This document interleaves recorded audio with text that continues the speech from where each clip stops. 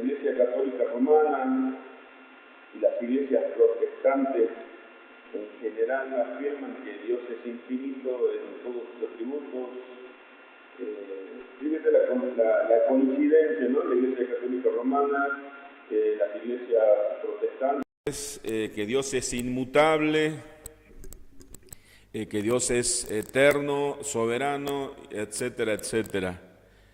Pero es realmente muy triste que dentro del grupo de iglesias evangélicas,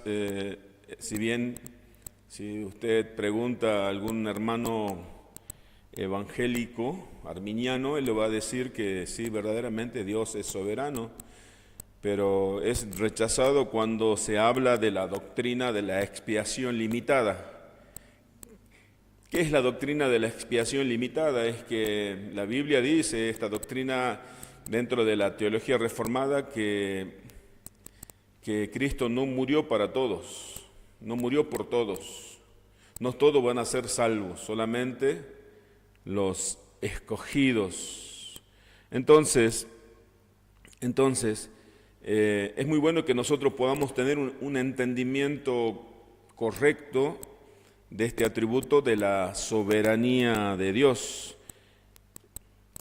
La soberanía de Dios, el teólogo Arthur Pink comienza en su libro que tiene como título justamente La soberanía de Dios, haciendo una pregunta: ¿quién está en control de todo lo que pasa en el mundo? ¿Quién está en control de todo lo que pasa en el mundo? ¿Dios o Satanás? Mucha gente piensa que Dios es solamente rey en los cielos, pero no piensa, entiende que Dios es el creador del mundo, pero no piensa ni cree que Dios está en control absoluto de todo lo que sucede en el mundo. El deísmo es una doctrina, una corriente filosófica que admite la existencia de Dios como creador, el deísmo, pero niega la revelación escritural y niega también la providencia. O sea, Dios no controla el mundo, Dios lo creó y lo dejó abandonado a sus leyes. El hombre actúa de acuerdo a su libre albedrío y todas las cosas actúan de acuerdo a sus propias leyes.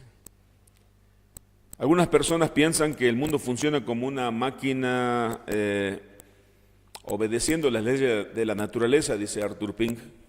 Otros consideran que el hombre puede controlar lo que sucede usando su propio libre albedrío. Fíjese que nos fijemos y observemos esto, hermanos, que aún dentro del círculo cristiano hay muchos que tienen este entendimiento deísta.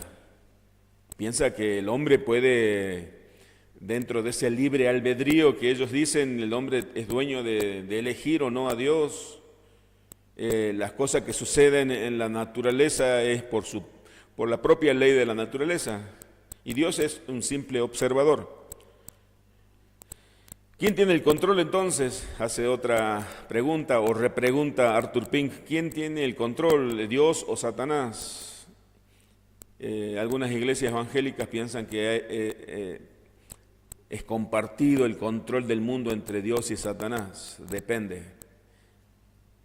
Cuando nos fijamos en lo que pasa en el mundo, fácilmente podemos decir, o muchos dicen, creo que los hermanos de la congregación, ya que abrazamos una doctrina reformada, pero muchos cristianos, aquí Arthur Pink dice, muchos pueden concluir de acuerdo a lo que ellos observan en este mundo, que Satanás tiene el control, porque hay mucha maldad en el mundo, las guerras, el hambre y todas las catástrofes y las cosas perversas que suceden en este mundo. Entonces dice, bueno, parece que el mundo está controlado por Satanás. Vemos que las cosas van de mal en peor. Las enfermedades, las muertes, las guerras. La gran mayoría de las personas de este mundo permanecen en la ignorancia respecto a la verdad de Jesucristo. Y muchos piensan que el cristianismo es un fracaso. O sea, tu Dios, dicen los incrédulos, nada pudo hacer. Tu Dios parece que es un observador. Tu Dios parece que no es muy poderoso.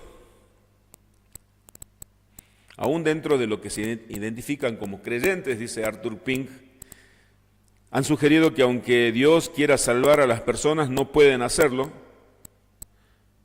porque estas personas no le permiten a Dios. Y queda esa pregunta, ¿no? ¿Quién controla el mundo, Dios o Satanás? ¿O el hombre? Yo le pongo también al hombre allí, disputando ese poder y el control del mundo. Así piensa la mayoría de los seres humanos y una gran parte de los cristianos, porque dentro de los cristianos hay mucha ignorancia también. Dice Arthur Pink, al final de este párrafo, todo pareciera indicar que Satanás tiene el control de lo que ocurre.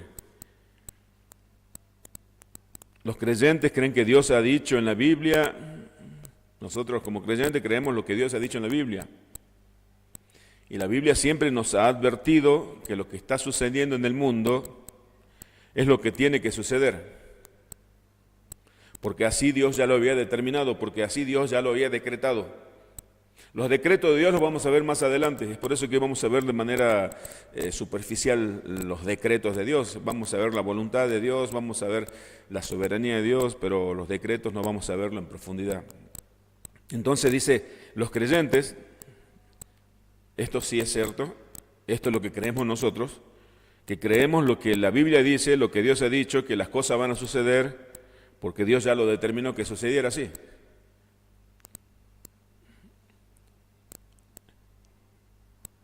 Para entender mejor este atributo de la soberanía de Dios, tendremos que entender otros atributos más. Por ejemplo, el atributo y va a salir en pantalla, creo yo, si no está saliendo, es el atributo de la voluntad de Dios. La voluntad de Dios.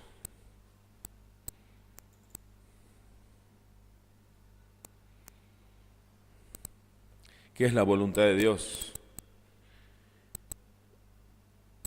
La voluntad de Dios es el atributo por el cual Dios aprueba y determina realizar toda acción necesaria para la existencia y la actividad suya y de toda la creación. Esta definición indica que la voluntad de Dios tiene que ver con decir y aprobar las cosas que Dios es y hace. Tiene que ver con las decisiones de Dios, lo que Él va a hacer y lo que no va a hacer. Y volviendo un poquito para atrás, ahí quedando el cuadro ese de los atributos de Dios y de la voluntad de Dios, los creyentes no tenemos que andar por vista, como dice la Biblia, sino andar por fe. Y nuestra fe dice que Dios es soberano y nuestra fe dice que Dios todo lo gobierna, Dios todo lo controla, el control absoluto de todas las cosas es de Dios y no es del diablo y ni es del hombre. Y la voluntad de Dios justamente habla de esto, hermanos. Fíjese que Dios, este atributo dice que es la definición que indica que la voluntad de Dios tiene que ver con decir y aprobar las cosas que Dios hace. Dios tiene la decisión de hacer y de no hacer. Es como si, esto ya Wayne Grudem digamos que muestra internamente este atributo de la soberanía de Dios. Porque podríamos definir simplemente que la soberanía de Dios, que Dios hace lo que quiere, con quien quiere y como quiere. Que Dios es soberano y punto. Pero primero tenemos que ver la voluntad de Dios, lo que Dios quiere hacer y lo que Dios no quiere hacer. Y después tenemos que ver, por ejemplo, la libertad de Dios. Vamos a ver, no sé si está el cuadro. La libertad de Dios. No sale, no importa. Y después vamos a ver el poder de Dios. Entonces, porque nosotros podemos desear muchas cosas, pero no tenemos el poder para hacer las cosas. Nosotros podemos programar muchas cosas, como dice la Escritura, el corazón del hombre genera muchos planes, pero el propósito de Dios prevalecerá hasta el fin. Aquí Dios soberano tiene una voluntad que vamos a ver. La voluntad de Dios, entonces la Biblia frecuentemente habla de la voluntad de Dios como la razón definitiva y suprema. La voluntad de Dios la Biblia habla que la voluntad de Dios definitiva y suprema de todas las cosas que suceden. Todo lo que sucede es porque Dios lo permitió y porque Dios quiso que así sucediera. Pablo se refiere a Dios como el que hace todas las cosas conforme al designio de su voluntad. Efesios 1:11. En él asimismo tuvimos herencia.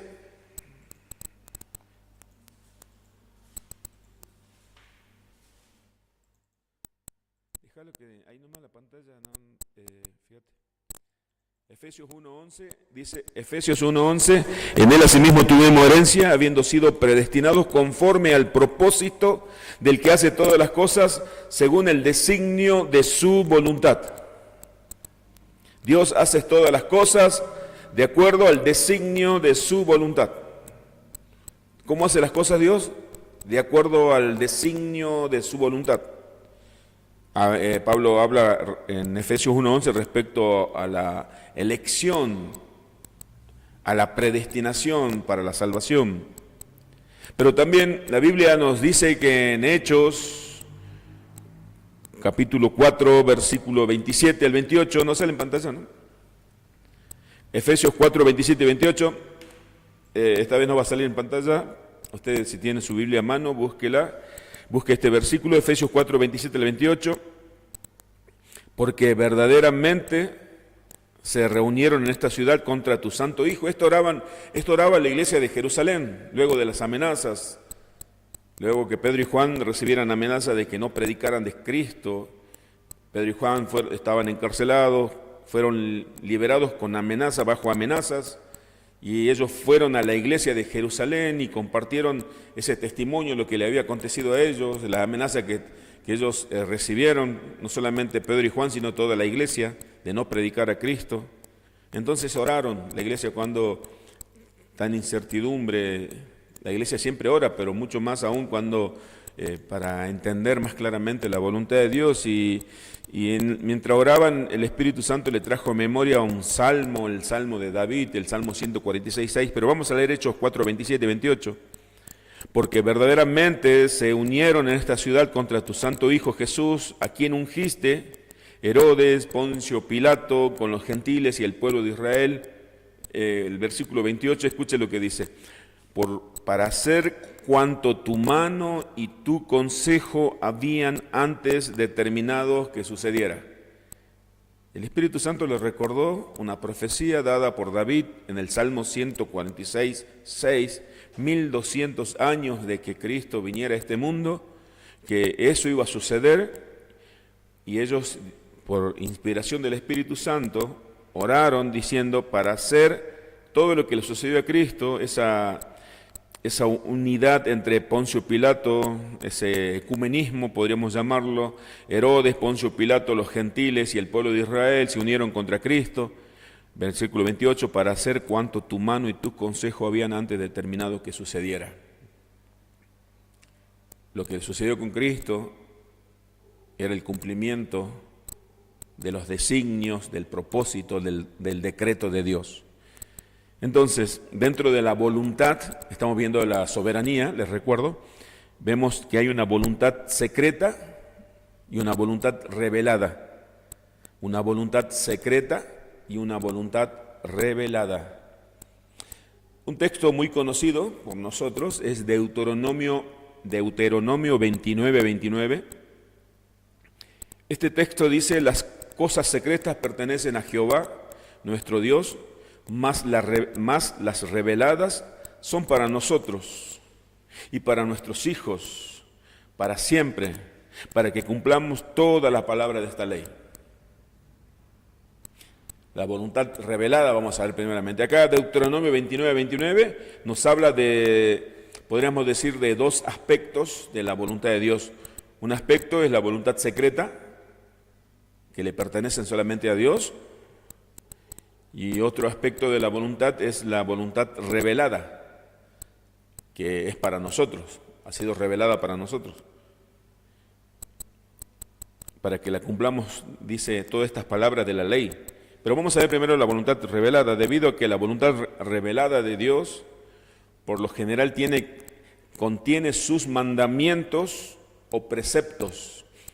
La voluntad revelada la podemos conocer entonces como la voluntad preceptiva, los preceptos, lo que debemos hacer, lo que tiene que ver con nuestra conducta moral. La voluntad revelada de Dios a veces se la llama la voluntad de preceptos, dice Wayne Grudem,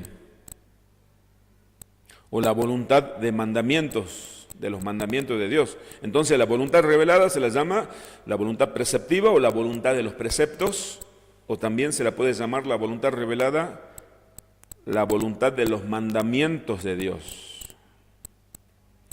Y un texto que afirma esto es Primera de Tesalonicenses, le voy a dar tiempo para que puedan buscar en sus casas, 4:3.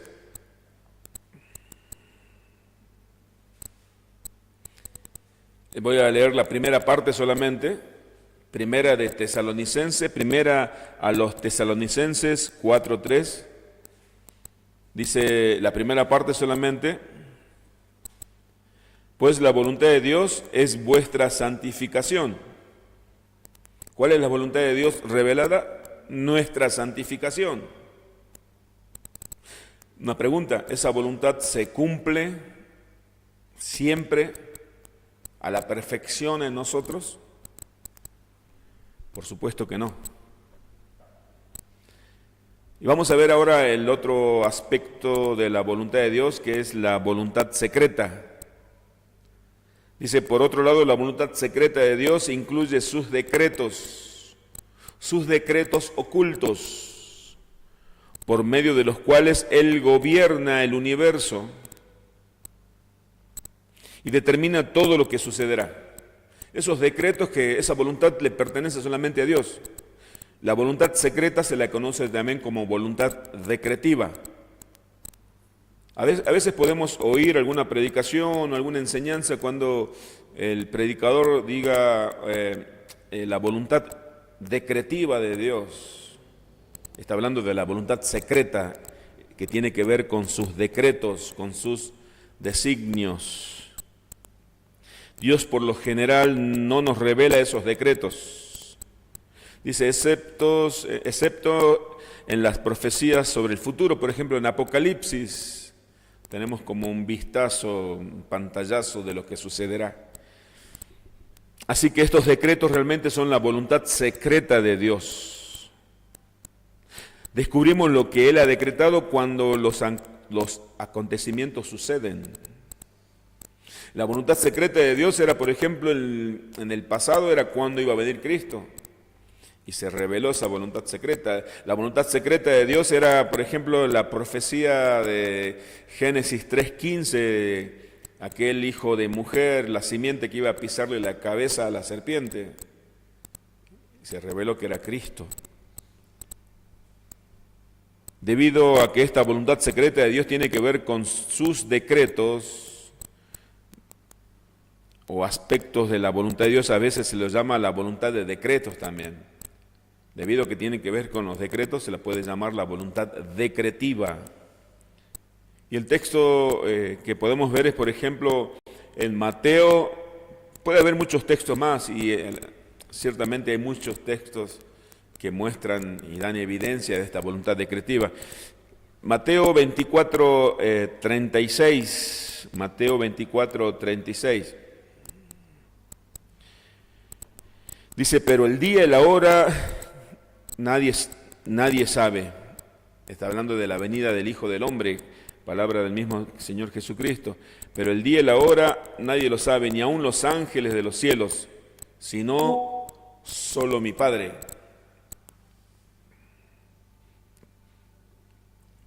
Nadie sabe el día ni la hora que va a venir Cristo por segunda vez a juzgar a vivos y muertos. Pero va a venir. Está decretado el día, la hora, el año. La voluntad revelada, entonces, podemos decir, no se cumplen perfectamente, en cambio la secreta sí. La diferencia entre una y la otra, entre un aspecto y la otra. La voluntad revelada no se cumple perfectamente, Dios permite que no se cumpla. En cambio, la voluntad secreta sí se cumple, es la voluntad decretiva de Dios. Vemos en el Padre Nuestro, cuando en la oración modelo del Padre Nuestro, en la petición hágase tu voluntad en la tierra como en el cielo, en Mateo 6:10, esto significa que se cumpla tu voluntad como lo expresa. Es una petición de que los seres humanos obedezcan en la tierra la voluntad revelada de Dios, sus mandamientos, tal como se obedecen en el cielo, es decir, completamente. Que se cumpla la voluntad de Dios. En el cielo sí se cumple completamente la voluntad decretiva de Dios. Ahí no hay ángeles que anden en una santidad intermedia. Entonces, en el Padre Nuestro vemos cuando en la oración modelo, en Mateo 6:10, cuando dice que se haga tu voluntad aquí en la tierra como en el cielo, estamos pidiendo que los hombres nos sometamos a esos preceptos de Dios, que se cumplan perfectamente como en el cielo. Es una petición que le hacemos, que el Señor permita que nosotros podamos ser obedientes, como existe esa obediencia perfecta allá en los cielos. Esto no podría ser una oración pidiendo que se cumpla su voluntad secreta, por ejemplo, es decir, sus decretos en cuanto a acontecimientos que ha planeado, porque lo que Dios ha decretado en su voluntad secreta sin duda sucederá. Por ejemplo, cuando en los días de Jeremías, Dios ya había decretado de que Israel iba a ser tomado prisionero, iba a ser llevado cautivo, toda la nación hebrea cautiva a Babilonia, y ellos estaban rogando para que no sucediera. Eso iba a suceder porque Dios ya lo había decretado. Si Dios ha decretado guerras, ni por más que oremos van a suceder igual. Dice Wayne Grudem, esto no podría ser una oración, esto dice Arthur Pink, esto no podría ser una oración pidiendo que se cumpla la voluntad secreta de Dios, es decir, sus decretos en cuanto a acontecimientos que Él ha planeado, porque lo que Dios ha decretado en su voluntad secreta, sin duda, sin lugar a duda, sucederá. Pedir que Dios ejecute lo que ya Él ha decretado, pedir que Dios ejecute lo que Él ya ha decretado que sucedería, sería como orar que suceda lo que va a suceder. Dice, esta oración sería una oración hueca, porque en realidad no se estaría pidiendo nada. Nosotros tenemos que orar para que se cumpla la voluntad revelada. La voluntad revelada. Dice, además, puesto que no sabemos la voluntad secreta de Dios, ¿qué vamos a orar? ¿Cómo vamos a orar? No sabemos nada respecto al futuro. Quien eleve una oración pidiendo que se cumpla la voluntad secreta de Dios, no sabría lo que está pidiendo. Esa sería una oración sin contenido comprensible, sin efecto. Entonces la oración hágase tu voluntad, la de Mateo 6:10, la oración modelo del Padre Nuestro, se debe entender como una apelación a que se cumpla en la tierra la voluntad revelada de Dios. Dice que esa oración, entendiendo la voluntad revelada de Dios, es una guía para orar. Si la frase se entiende de esa manera, eso provee un patrón para que oremos según los mandamientos de Dios en la Escritura. Nosotros los viernes, en algunos viernes se está predicando, se está enseñando sobre los mandamientos de Dios. Es la voluntad revelada de Dios. Entonces debemos orar para que esos mandamientos se cumplan. es como una guía, dice. Y escuche bien lo que voy a decir a continuación. Jesús nos provee una guía para un rango de peticiones de oración supremamente amplio. Esta enseñanza nos anima a orar, por ejemplo, para que los seres humanos se arrepientan de sus pecados y confíen en Cristo como Salvador, una oración evangelística, lo que dice en Juan 1:12. No obstante, afirmar en oración, hágase tu voluntad, significa que también es correcto orar, por ejemplo, para que ciertos conocidos nuestros honren a sus padres honren a sus padres. Por lo que dice en Éxodo 20:12, para que no maten. Éxodo 20:13, no cometan adulterio. 20:14, para que no roben. Éxodo 20:15. Estoy recorriendo por los mandamientos, por el decálogo, ¿no? Para que no den falso testimonio, Éxodo 20:16, para que no codicien, Éxodo 20:17. Orar por estas cosas es orar para que se haga su voluntad revelada, la voluntad revelada de Dios en la tierra como en los cielos. Creo que nunca oramos así, ¿no? Siguiendo esta guía, para que se cumpla la voluntad revelada de Dios. Para eso tenemos que conocer los mandamientos. Señor, oro para que los hijos honren a sus padres. Señor, oro para que no haya asesinato. Señor, oro para que no se cometan adulterio. Eso está revelado. ¿Cuál es la voluntad de Dios? Para que no se den falsos testimonios, para que no codicien, para que se haga tu voluntad en la tierra como en el cielo. Por esta misma razón es correcto orar para que la sociedad no justifique ni glorifique estos pecados, porque el mundo ha naturalizado el pecado, como ya sabemos.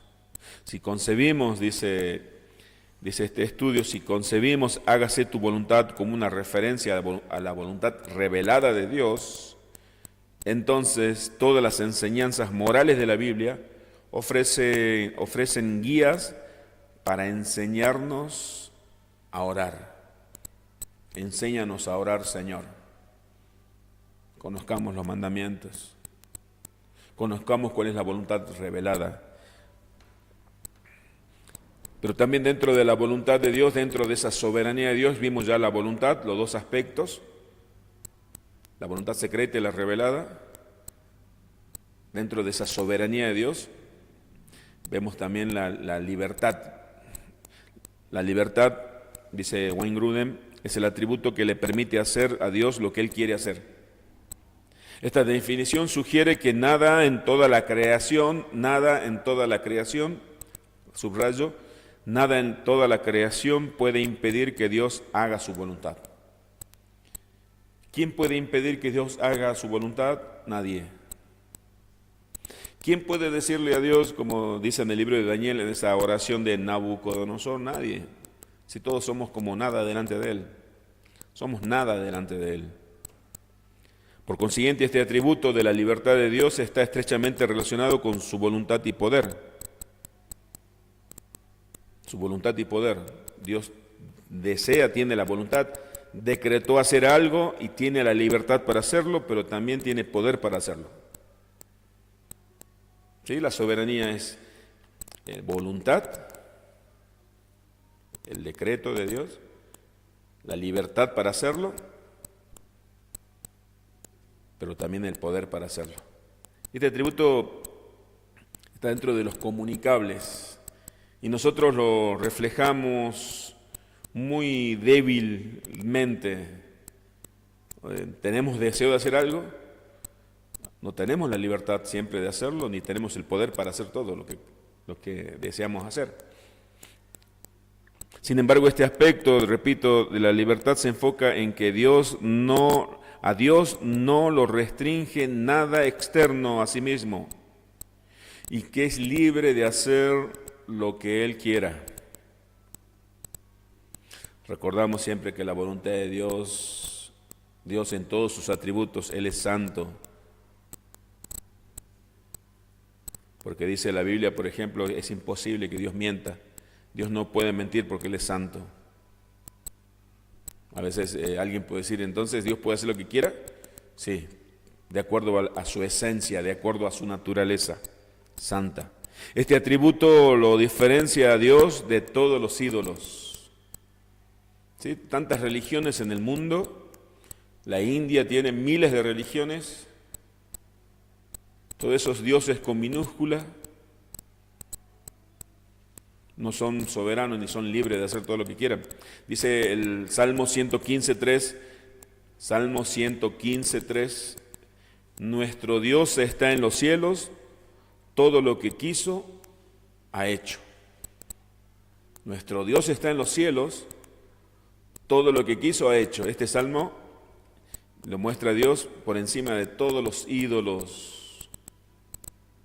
Nos recordemos que Israel estaba rodeado por pueblos idólatras.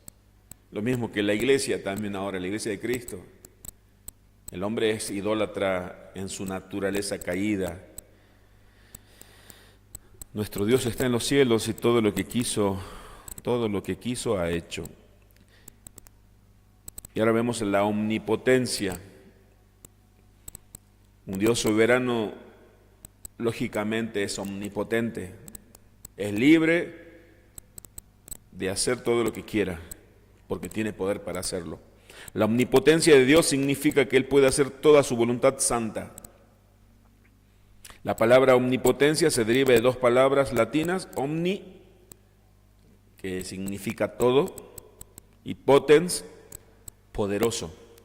Quiere decir que Dios es todopoderoso. Nadie es todopoderoso, Satanás no es todopoderoso. Y todo lo que reciben poder lo reciben de Dios. Los ángeles tienen poder porque Dios le ha provisto de poder. Satanás tiene poder porque Dios le dispensó poder. Pero el único ser todopoderoso es Dios. Hay una diferencia, ¿no?, en decir que Dios es poderoso a decir que Dios es todopoderoso. En tanto que la libertad de Dios se refiere a que no hay ninguna restricción externa a las decisiones de Dios,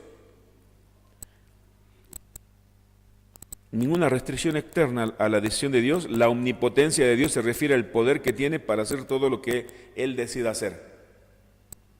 Qué bueno es entenderlo así, ¿no? No entenderlo de una forma simplista, decir Dios es soberano y hace todo lo que quiere. No, Dios es soberano porque Él ha decretado todo, ha planificado todo en la eternidad pasada. Lo hizo en su voluntad libre y soberana, pero también tiene poder para cumplir todo lo que Él ha pensado, ha planeado, ha decretado. Lo hizo libremente y nadie puede oponerse y tiene poder para hacerlo. En Génesis 18:14,